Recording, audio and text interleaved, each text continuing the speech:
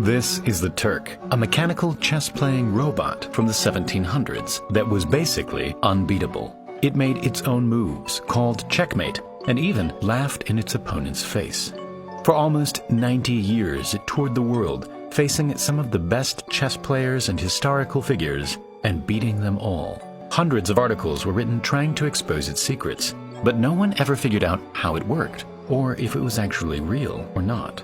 Amazingly, the real secret behind this mysterious machine remained unknown for almost 90 years and was almost lost completely when the Turk eventually perished in a fire. We modeled the entire thing to show you how this incredible machine worked and how it managed to trick the entire world for almost a century. The story begins in Vienna in 1769, where a special event was being held by the Empress of Austria. At the event, the audience were being treated to a show by a famous French magician who performed illusions using magnets. While the audience was blown away, one man was less than impressed: Hungarian inventor Wolfgang von Kempelen. He worked for the Empress and promised that he would come back next year with a much more impressive creation of his own. And so, over the next 6 months, in the secrecy of his own home, he constructed the Turk.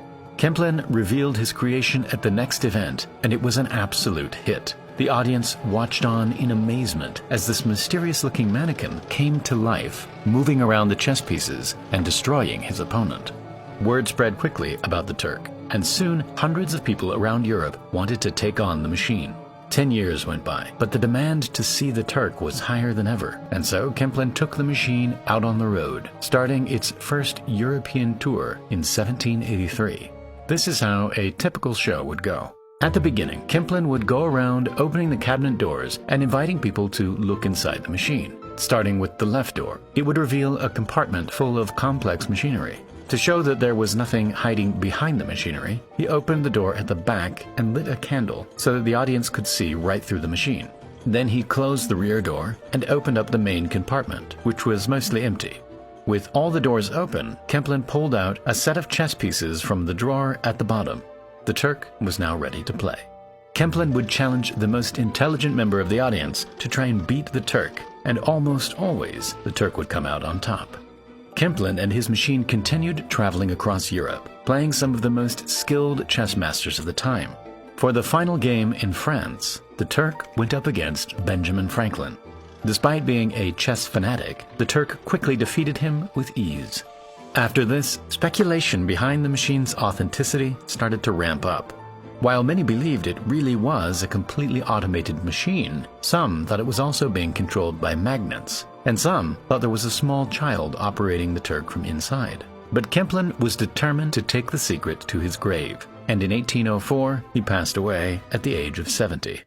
The Turk was eventually sold to a German inventor called Johann Maltzel for around $300,000. Over the course of several years, he figured out the Turk's secrets and took it back out on the road, this time finding even more success in America. But one day, after performing in Baltimore, an article was written in the local newspaper that appeared to give away the Turk's secret. 2 young boys had climbed onto the Turk's storage shed and saw Maltzel opening the cabinet and a man climbing out of it. A few days later, the newspaper retracted the article because the boys' story couldn't be verified.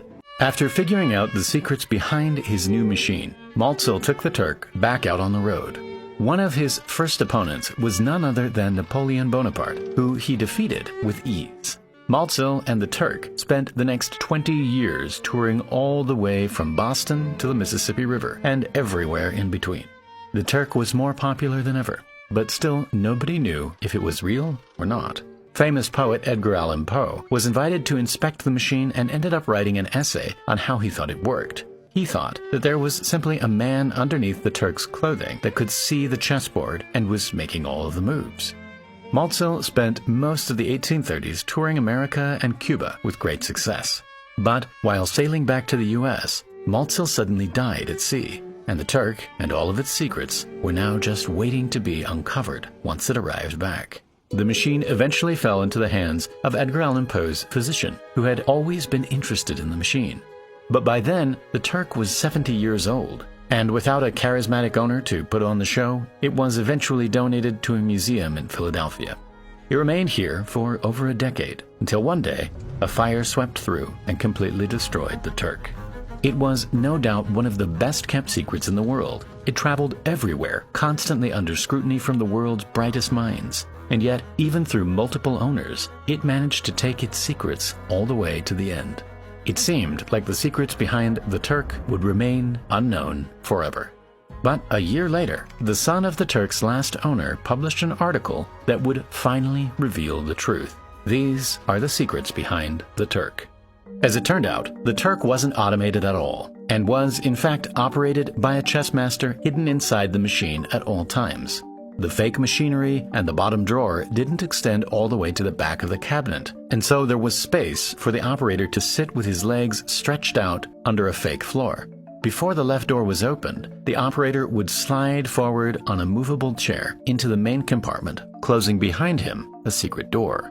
The presenter would then open the rear door and show the audience that there was nothing but machinery inside. As the presenter closed the rear door, the operator would slide back into his original position, closing another door behind him and in front of him. The presenter would then open up the front and rear doors to the main compartment to allow the audience to see inside. Having seen right through the whole machine, the audience would now have full belief that no one could be hidden inside the machine. The doors were then locked, and the Turk was ready to come to life. The operator would slide back into the main compartment and open a hidden door inside the Turk's body, revealing a candle, a chessboard, and a mechanical lever which would control the Turk's arm. The lever was in fact a clever pantograph mechanism, using strings that would mimic the exact movements of the Turk's arm. It had a pointer, which the operator could lift to raise the arm and twist to close the Turk's fingers. By moving the pointer over the chessboard, it would move the Turk's hand over the exact same square on the real chessboard. But how did the operator see the moves his opponent was making? Above the operator was a fake ceiling that could be taken down to reveal the bottom of the real chessboard. Under each square was a small magnet dangling from a copper wire. The chess pieces themselves also had magnets in their base, and so the magnets would get pulled up wherever there was a chess piece. As his opponent picked up a chess piece, the corresponding magnet would drop and wobble for about 30 seconds, allowing the operator to see what piece had moved and replicate it on his own chessboard. To this day, the original operator of the Turk is unknown, but during Metzel's tours, the machine was operated by an impressive list of chess masters, all of whom kept their part of the secret. Over the course of its 90-year career, the Turk played hundreds, if not thousands, of games, and won almost all of them. Amazingly, the story of these young boys seeing an operator climb out of the machine was almost certainly true. But the Turk went on to keep its secret for another 30 years.